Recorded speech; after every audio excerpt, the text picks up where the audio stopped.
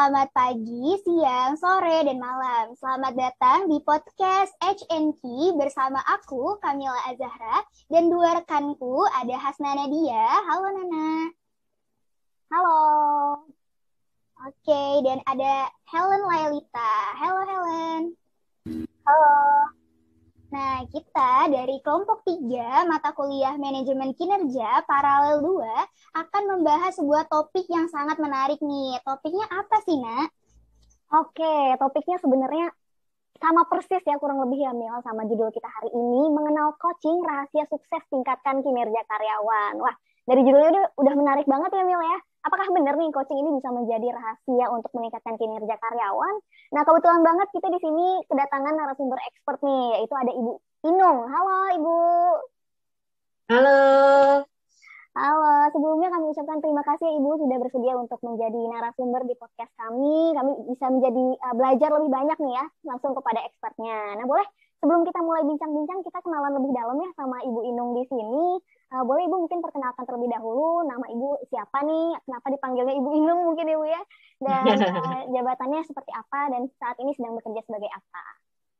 Ya, oke. Terima kasih Hasna, Kamila, dan Helen ya. Saya Nur Azizah, nama saya Nur Azizah, tapi biasanya dipanggil Inung. Ya, kalau dulu anak kecil itu kan kalau manggil Nur R-nya itu kan tidak kelihatan R ya, pelat kalau orang Jawa bilang ya. Jadi panggilannya Nung. Akhirnya sampai sekarang dipanggil Inung ya. Saya saat ini kebetulan diberikan amanah untuk menjabat sebagai Kepala Bagian Pengembangan Pegawai di Kementerian Agraria dan Tata Ruang Badan Pertanahan Nasional. Nah, ini kementerian yang diberikan kewenangan lah untuk menyelenggarakan urusan agraria, tata ruang, dan pertanahan. Alhamdulillah sudah kurang lebih mau 25 tahun ini bekerja di Kementerian Agraria dan Tata Ruang. Jadi statusnya PNS, Pegawai Negeri Sipil. Nah, itu kira-kira ya sekilas ya perkenalannya saat ini. Wah, luar biasa. Luar biasa sekali ya profil dari Ibu Inung ini. Nah, pastinya penonton juga semakin penasaran nih dengan topik kita seputar coaching ini yang akan kita bahas tuntas bersama narasumber kita yang sangat luar biasa tentunya. Mungkin langsung aja kita masuk ke pertanyaan ya, Bu. Menurut Ibu nih, sebagai seorang HR, kenapa sih keterampilan manajemen kinerja itu penting untuk perusahaan, Bu?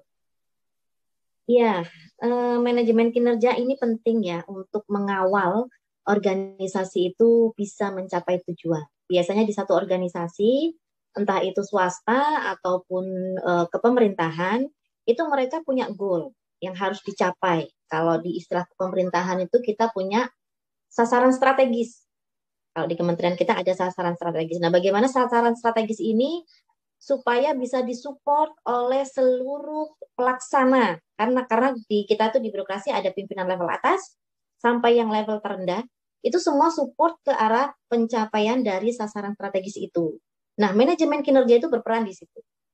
Manajemen kinerja berperan di situ, ada tolok ukurnya, bagaimana cara mencapai kinerja tersebut, itu sudah ada rumusnya tersendiri. Oleh karena itu, makanya manajemen kinerja itu penting, supaya semua pekerjaan yang dilaksanakan dari level atas sampai dengan level bawah itu terstruktur dengan baik dan bisa berkontribusi terhadap pencapaian sasaran strategisnya. Itu kira-kira. Baik, jadi manajemen kinerja itu berarti penting banget ya, dan karena Betul. setiap instansi gitu dan organisasi pastinya memiliki goals yang ingin dicapai gitu ya, Bu. Ya. Oke, jadi kita lanjut ke pertanyaan selanjutnya nih, Bu. Lalu pendekatan seperti apa sih, Bu, yang dilakukan oleh instansi Ibu dalam upaya meningkatkan kinerja karyawan nih, Bu? Ya, kalau pendekatan yang pertama pastinya kita harus memastikan seluruh pelaksana pekerjaan di organisasi kita itu tahu goalnya itu apa. Karena kalau mereka tidak tahu goalnya itu apa, kerjanya serabutan, tidak akan ada tujuan, dan tidak menjadi efektif. Biaya negara yang sudah keluar itu pun menjadi sia-sia. Nah, oleh karena itu kita pastikan pendekatannya biasanya ada semacam dialog kinerja dalam satu bimbingan kinerja ya. Kemudian atau kalau karena kita hierarkinya rentangnya dari pimpinan tinggi sampai terendah itu supaya memastikan semua itu tahu, biasanya ada program-program tersendiri tuh, ada sosialisasi, kemudian ada mungkin pelatihan, itu juga sebagai salah satu pendekatan untuk para pelaksana mengetahui mengenai sasaran strategis apa yang harus kita capai, sehingga pekerjaan yang mereka lakukan, rencana kinerja yang mereka lakukan itu, yang mereka susun itu juga support ke kontribusi ke arah sasaran strategis itu. Gitu kira-kira. Oke, baiklah. Ternyata emang ada bedanya ya Bu ya, kalau di perusahaan swasta yang biasa kita temui sama di instansi ini memang kulturnya beda juga ya Bu ya. Kalau di instansi sendiri nih Bu, terutama mungkin di tempat Ibu bekerja ya di Badan Pertahanan Nasional, itu ada nggak sih Bu pendekatan spesifik, apakah melakukan bimbingan rutin setiap bulannya atau ada kegiatan lainnya nih Bu ya? Ya, pasti bimbingan itu pasti selalu ada. Bimbingan itu selalu ada. Apalagi kita sudah ada Peraturan Menteri Pendayagunaan Aparatur Negara dan Reformasi Birokrasi nomor 8 tahun 2021 yang merupakan petunjuk pelaksanaan dari PP 30 2019 tentang sistem manajemen kinerja PNS, yang di dalamnya juga menyebutkan salah satunya adalah bimbingan kinerja. Bimbingan kinerja itu bisa menjadi salah satu instrumen ya, instrumen untuk memastikan kinerja yang akan dicapai oleh satu organisasi itu dapat tercapai dengan baik. Nah, seperti itu. Kemudian ada juga di dalam bimbingan kinerja itu dialog kinerja. Dialog kinerja itu kalau yang kita lakukan selama ini di Kementerian ATR BPN, itu biasanya mereka semacam pada tahap awal melakukan pertemuan, kemudian mensosialisasikan program-program strategis yang harus dilaksanakan dan menjadi perhatian dari seluruh pelaksana. Kita pelaksananya dari pusat, provinsi, kemudian kabupaten kota itu ada.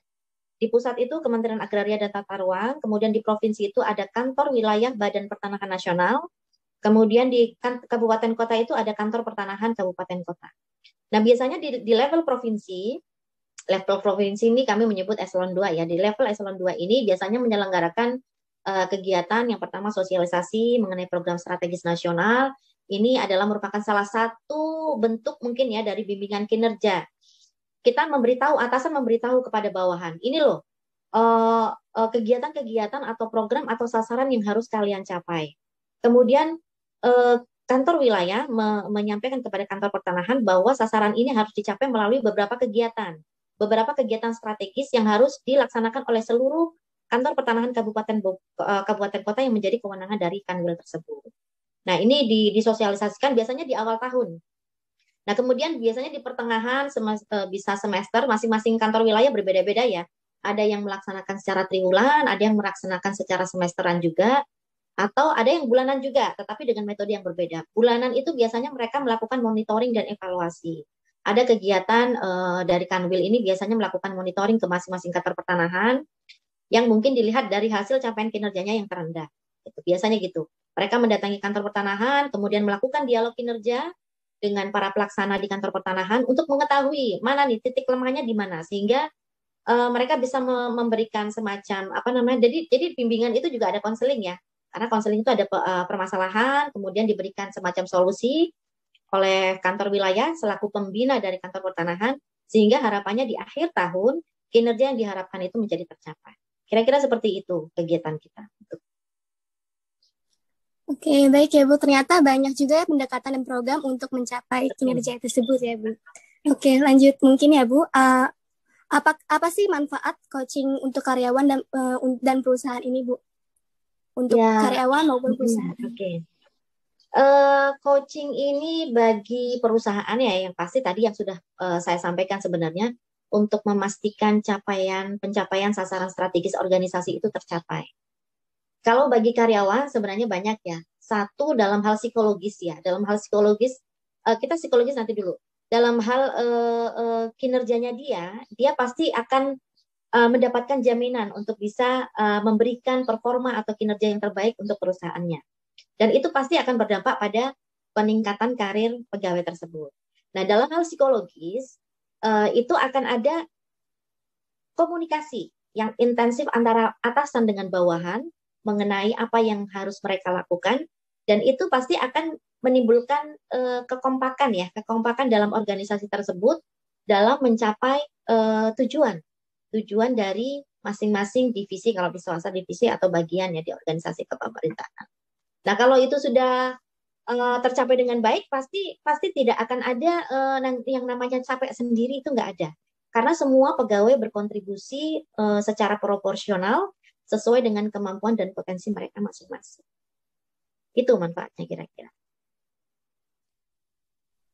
Oke, berarti emang coaching ini memiliki banyak manfaat ya Bu, baik untuk karyawan itu sendiri maupun bagi instansinya. Nah, selanjutnya yang ingin saya tanyakan tuh siapa saja sih Bu yang dapat melakukan coaching ini? Siapa saja yang terlibat nih Bu dalam melakukan coaching? Apakah hanya di bagian HR aja atau mungkin yang lainnya punya bidangnya masing-masing gitu Bu? Ya, kalau secara teori ya, namanya coaching, counseling, mentoring itu pasti ada dua pihak yang terlibat. Ya, dua pihak. Kalau coaching itu coach sama coachee gitu ya. Terus kalau counseling, konselor sama konseli kan gitu ya. Jadi ada dua pihak berinteraksi. Mereka selalu berinteraksi.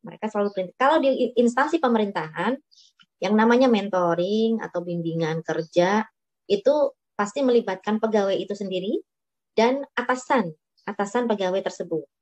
Atau bisa juga yang namanya mentor atau coach itu rekan kerja yang dia memiliki pengalaman lebih lama, biasanya yang lebih senior ya. Di situ tuh bisa.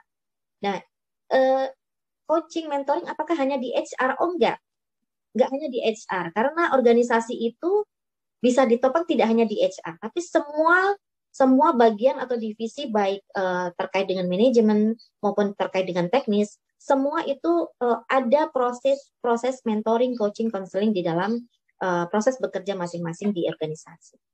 Semua terlibat. Oh, jadi ternyata memang selama ini tuh kita kadang ngiranya cuma HR aja nih Bu yang terlibat, tapi ternyata enggak ya Bu ya, baik atasan, bawahan maupun setiap bagiannya ada keterlibatan juga di situ. Iya. Nah, kalau di instansi sendiri nih Ibu, kegiatan seperti coaching ya Bu ya misalnya, karena di sini kita fokusnya ke arah coaching, itu biasanya dilakukan itu di waktu-waktu kapan sih Bu? Apakah ada jadwal tertentu kah di awal periode mungkin atau seperti apa tuh Bu? Waktu yang tepat tuh seperti apa kalau di instansi ini? Ya, kalau coaching, mentoring, bimbingan ataupun konseling itu sebenarnya sama ya. Sama. Kalau menurut saya istilahnya sama, dia harus ada dua pihak berinteraksi, tetapi mungkin yang membedakan itu periodenya ya. Kalau menurut saya untuk coaching itu kan pembekalan ya, terhadap kemampuan pegawai ya dalam melaksanakan tugas, dalam meningkatkan kinerjanya. Jadi kalau menurut saya coaching itu bisa dilaksanakan di awal-awal tahun melalui dialog kinerja. Yang tadi saya sampaikan, seperti kalau di kita itu di awal tahun itu biasanya nih ada rapat pimpinan. Di situ kita bedah DIPA. DIPA itu daftar isian pelaksanaan anggaran. Kita diberikan anggaran oleh pemerintah sebanyak sekian untuk melaksanakan kegiatan A, B, C, D sampai dan seterusnya. Nah, itu kita harus sampaikan ke seluruh pegawai, selaku pimpinan unit kerja, harus sampaikan ke seluruh pegawai, ini yang menjadi perhatian kita, ini yang menjadi fokus kita. Gitu. Jangan melakukan hal-hal yang lain selain yang ada di dalam daftar isian pelaksanaan anggaran. Karena ini yang sudah menjadi target kita untuk bisa kita capai mendukung atau berkontribusi terhadap sasaran kementerian. Nah, kalau menurut saya itu coaching itu pembekalan. Kalau pembekalan itu kan sebelum melaksanakan kegiatan harus kita isi dengan strategi, kemudian jadwal perencanaan rencana kegiatan dari awal tahun sampai dengan akhir tahun apa saja untuk memastikan bahwa yang sudah kita rencanakan ini pasti akan tercapai. Nah, biasanya strategi-strategi apa yang harus dilakukan untuk bisa mencapai penyelesaian pelaksanaan kegiatan sesuai dengan rencana.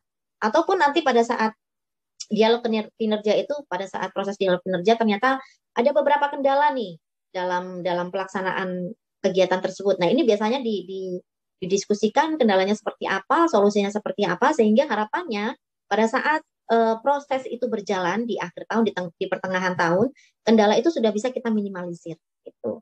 Nah, kalau menurut saya itu sih. Kalau mentoring atau bimbingan kerja itu ya biasanya prosesnya itu pada saat proses pelaksanaan kegiatan itu berjalan, itu pasti selalu membutuhkan yang namanya mentoring. Biasanya ada, utamanya nih pegawai-pegawai baru ya, calon pegawai negeri sipil misalnya, yang dia belum begitu mengetahui mengenai tugas fungsi utamanya. Nah, proses bekerjanya ini adalah proses pembelajaran bagi mereka melalui mentoring atau bimbingan kinerja oleh para senior-senior yang sudah lama nih bekerja di situ. Jadi senior-senior itu kan biasanya bisa tahu nih kendalanya apa, kondisinya apa. Kalau kita melakukan A, ini apa yang akan terjadi terhadap level di bawahnya atau di atasnya seperti itu. Kalau bimbingan itu selalu intensif setiap saat pada saat kita melaksanakan pekerjaan. Nah, kalau konseling sendiri, oh ya, kalau di pemerintahan bimbingan kinerja ini biasanya ditekankan untuk mencapai sasaran kinerja pegawai. Sasaran kinerja pegawai itu cenderung ke arah fisik ya, ke arah fisik pencapaian target volume dalam 1 tahun, volumenya 1.000 itu sudah harus tercapai di akhir tahun, paling tidak minimal serapannya 90%. Misalnya 950 itu sudah harus tercapai minimal, capaian minimal. Nah, kalau konseling itu lebih kita arahkan kepada bimbingan terhadap perilaku kinerja, karena di dalam penilaian prestasi kerja kita itu juga ada penilaian terhadap perilaku kerja. Jadi bagaimana kalian bekerja sama dengan teman-teman, bagaimana kalian berkomitmen terhadap rencana kegiatan yang sudah kalian susun, bagaimana integritas kalian, dedikasi kalian, kesetiaan, loyalitas, bagaimana cara melayani publik dengan baik. Nah, itu semua dinilai perilaku kerja. Nah, ketika nanti ada satu permasalahan oleh pegawai, tidak semua orang mungkin ya bisa memiliki karakter yang baik lah selaku pegawai negeri sipil. Biasanya ada kendala nih. Ada kendala. Ini kenapa ini misalnya dia tidak bisa bekerja sama dengan rekan kerjanya. Nah, ini pimpinan atau atasan langsung harus berperan sebagai konselor bagi pegawai tersebut untuk memberikan sharing, karena dia sudah memiliki pengalaman pasti. Pengalaman dalam hal bekerja itu tidak hanya masalah pencapaian target, tetapi juga masalah bagaimana kita berkomunikasi, berhubungan dengan bawahan kita, dengan atasan kita, karena hubungan komunikasi ini kalau tidak terbangun dengan baik, saya yakin tidak akan bisa membantu pencapaian target kegiatan di organisasi tersebut. Jadi kira-kira begitu ya perbedaannya. Kalau coaching, kalau di tempat kami itu biasanya dilakukan di awal tahun, karena ini merupakan pembekalan dari pimpinan kepada bawahannya untuk bisa melaksanakan tugas-tugasnya. Kemudian kalau mentoring, bimbingan kerja itu ya setiap saat pada saat pegawai tersebut membutuhkan, ketika dia menemui permasalahan dalam mencapai target, itu bimbingan kerja berperan di situ atau mentoring. Nah, kalau konseling ya cenderung ke arah permasalahan yang terjadi dalam hal perilaku kinerja pegawai tersebut, itu pimpinan juga mengambil alih terhadap hal tersebut. Kira-kira seperti itu perbedaannya. Oke, baik Bu. Jadi tergantung situasi juga ya. Mungkin kalau untuk coaching ini, untuk pembekalan awal ya Bu. Pertanyaan selanjutnya itu, bagaimana sih langkah dalam melakukan coaching itu sendiri sih Bu? Ya, kalau langkah dalam dalam melaksanakan coaching ya biasanya itu kita sih mengawali dari penyusunan rencana strategis ya. Di kementerian kami itu ada semacam rencana strategis yang harus kita pastikan dia harus bisa dikascadingkan atau diturunkan ke seluruh level sampai level terendah supaya semua level itu berkontribusi terhadap pencapaian itu. Nah, biasanya kita menyusun rencana strategi itu atau singkatannya Renstra ya. Setelah kita susun, kemudian kita sosialisasikan. Kita sosialisasikan dengan seluruh pegawai kita.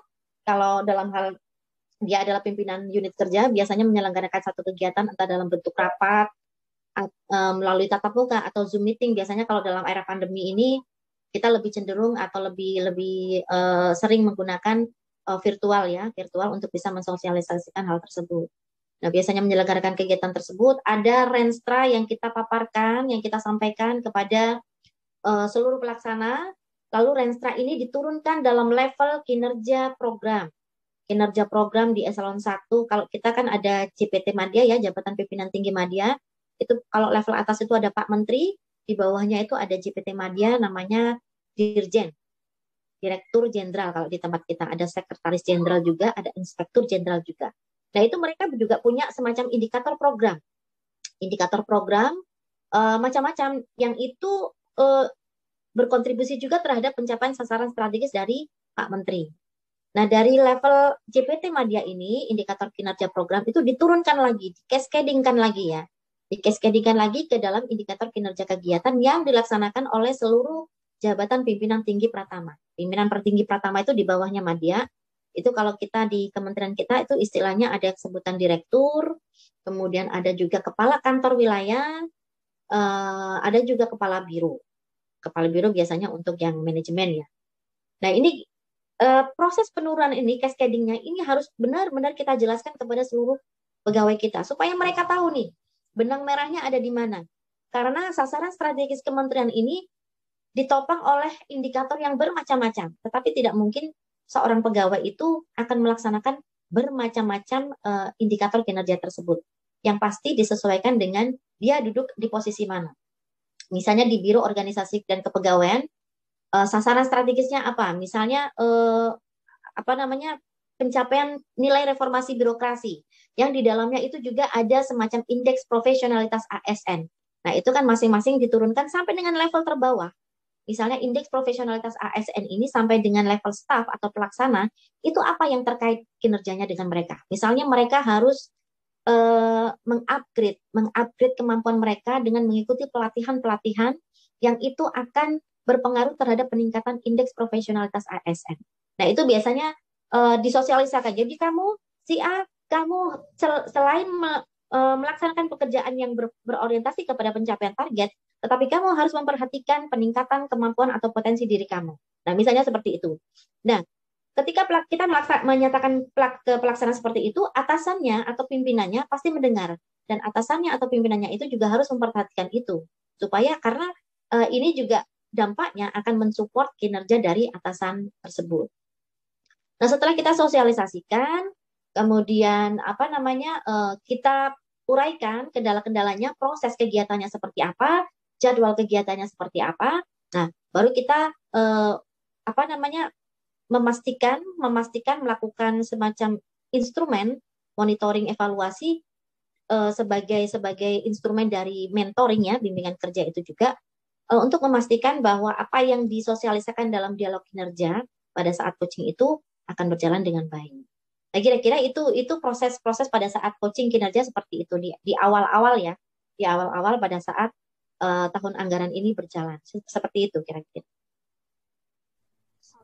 Oke, baik Bu. Berarti kalau misalnya emang instansi pemerintah itu sifatnya tuh sangat struktur gitu ya Bu, dari yang atas dulu, terus nanti akan diturunkan ke bawah-bawahnya seperti itu. Dan tetap ini akan bertujuan atau mengacu gitu ya pada renstra dari Bapak Menteri itu sendiri ya Bu. Iya, betul. Oke, terus pertanyaan selanjutnya nih Bu, bagaimana sih Bu teknik coaching yang baik dan efektif yang mungkin bisa dilaksanakan di Kementerian Ibu gitu? Karena kan mungkin teknik coaching itu kan akan berbeda-beda ya Bu setiap perusahaan atau setiap instansi. Kalau dari instansi Ibu nih, kira-kira yang baik dan efektifnya itu seperti apa sih Bu? Ya, jadi kalau mungkin ada teori mengenai grow gitu ya, kalau saya baca sekilas, tapi memang dalam setiap coaching itu kita persis yang kita laksanakan seperti itu. Kan ada goal ya, ada tujuan yang harus kita capai. Nah, itu kita harus memastikan itu. Kita mengerti dulu nih, apa tujuan yang harus kita capai gitu ya. Kemudian kita bisa menentukan teknik, strategi apa yang bisa kita susun untuk bisa mencapai tujuan tersebut gitu. Nah, yang kedua baru kita pastikan pelaksanaannya. Kalau di dalam manajemen kinerja itu ada satu perencanaan kinerja ya, perencanaan itu miriplah dengan goal gitu ya. Apa yang harus kita lakukan itu kita rencanakan.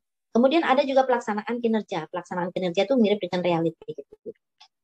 Pelaksanaan kinerja itu di dalamnya ada semacam pembinaan kinerja. Nah, proses mentoring, konseling itu ada di situ.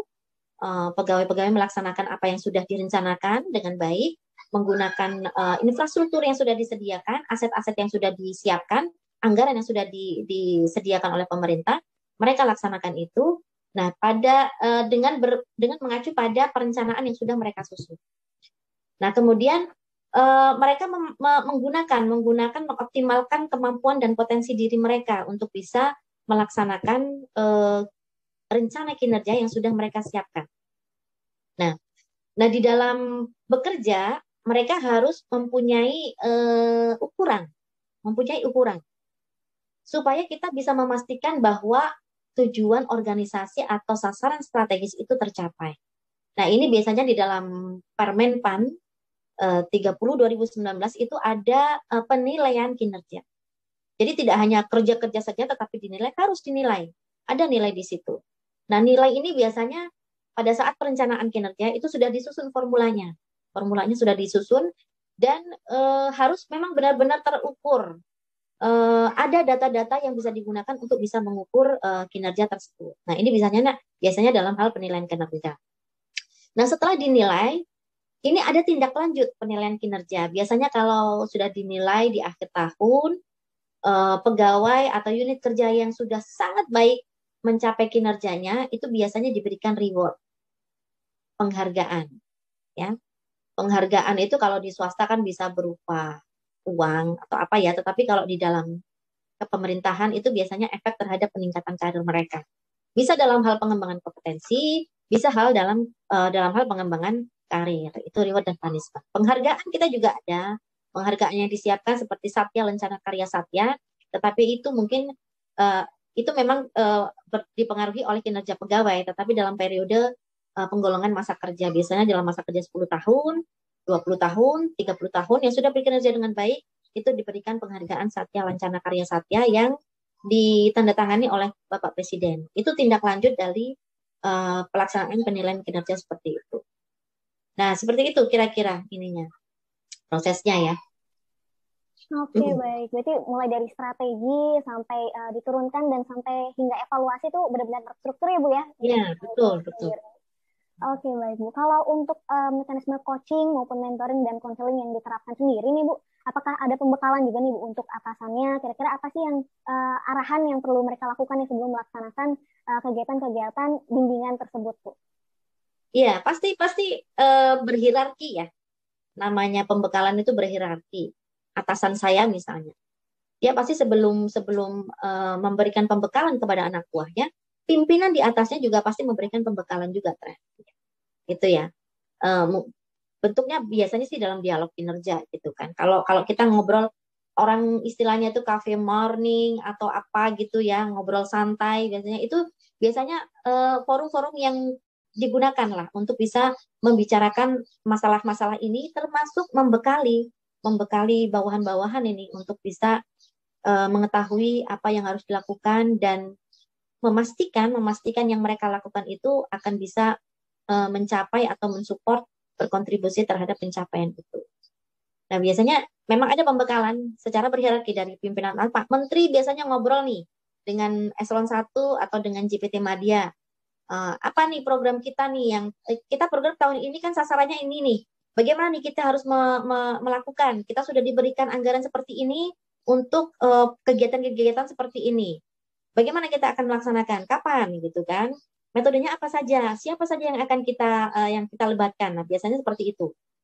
Ini turun ke dari eselon 1 ke eselon 2 juga seperti itu. Yang dibicarakan juga hal yang sama, tetapi mungkin semakin menyempit sesuai dengan urusan bagian yang masing-masing dari divisi tersebut berwenang seperti itu. Oke, baik Bu. Mungkin dialog atau pertanyaan seperti apa sih yang dapat diajukan oleh seorang coach saat melakukan coaching ini, Bu? Ya, memang coach itu kan harus bisa memastikan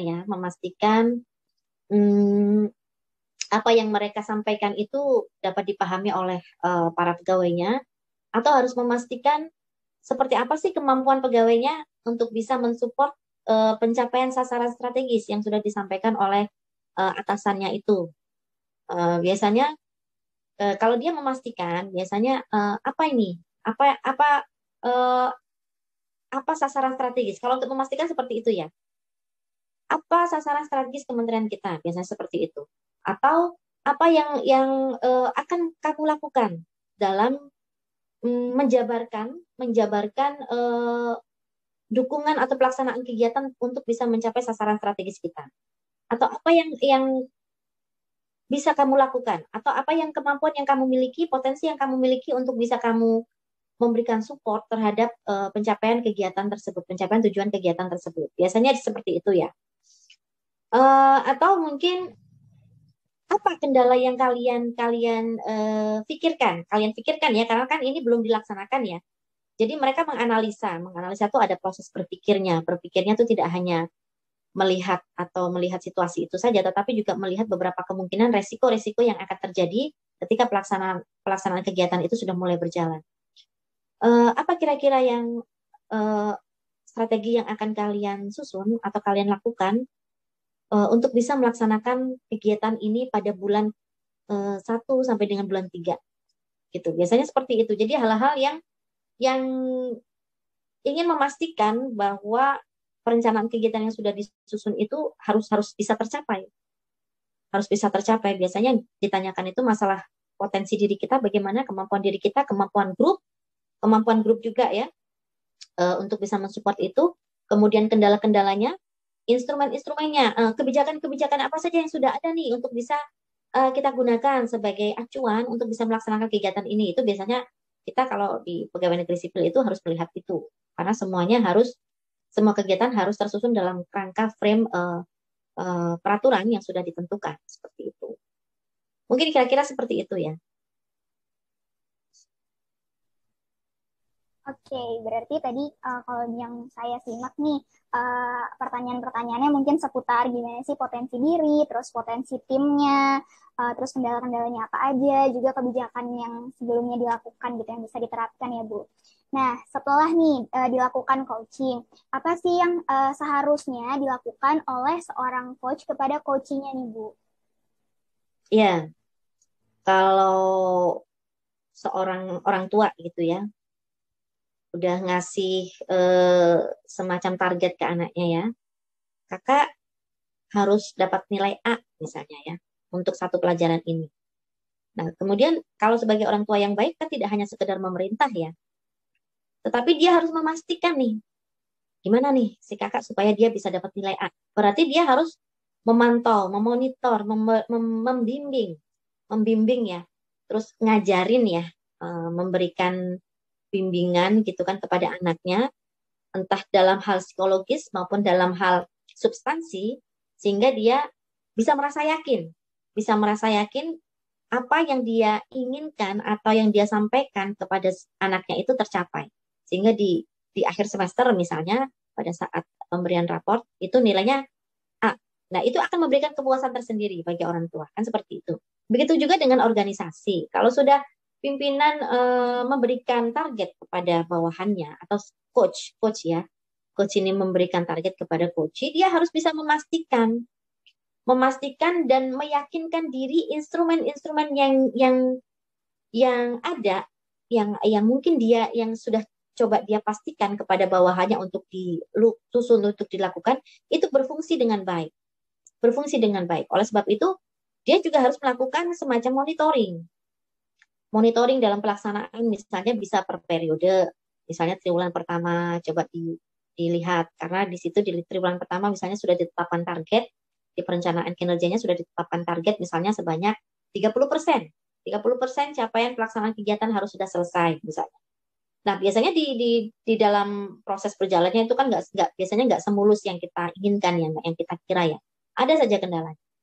Nah, itu yang harus menjadi peran coach itu untuk memastikan itu. Caranya dia mungkin akan bertanya atau dia akan melihat melalui instrumen pengukuran capaian kinerja yang ada di organisasinya. Kalau misalnya capaiannya masih jauh dalam jangkauan targetnya, dia harus segera memastikan kepada si coach ini. Apa yang menjadi kendala ini? Kenapa kok baru misalnya baru 10%, sementara waktunya sudah mau mendekati deadline gitu ya. Nah, ini biasanya digali nih.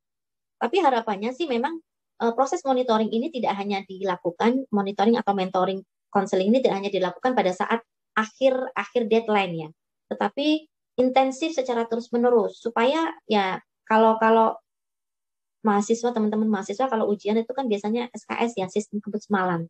Itu kan capek sekali. Harus begadang, akhirnya besoknya sakit. Tetapi kalau kita sudah mencicil bertahap, belajar, memahami buku-buku atau modul-modul yang sudah disiapkan, itu kan pasti pada saat ujian itu kita pasti ingat karena mind mapping sudah kita siapkan di awal, tidak di akhir-akhir gitu ya. Nah, itu proses mentoring harus tetap berjalan. Kemudian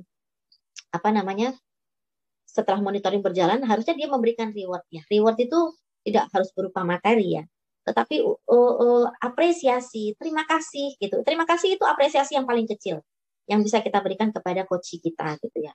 makasih ya kamu sudah bekerja dengan baik gitu kan. Itu sudah bangga, sudah memberikan pride tersendiri ya bagi coach ya untuk dia malah bisa lebih termotivasi lagi gitu kan.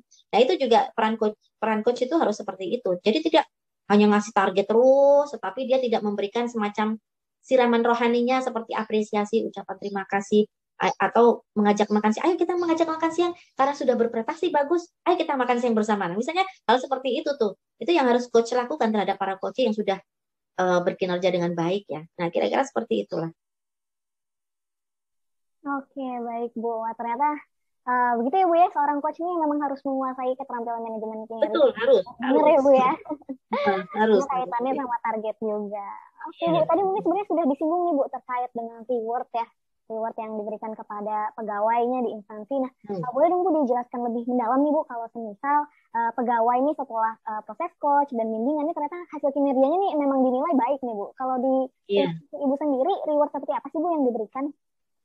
Iya, jadi reward ini atau penghargaan ya, itu memang salah satu hal yang paling efektif memang untuk bisa mendorong para pegawai untuk berkinerja dengan baik, gitu kan.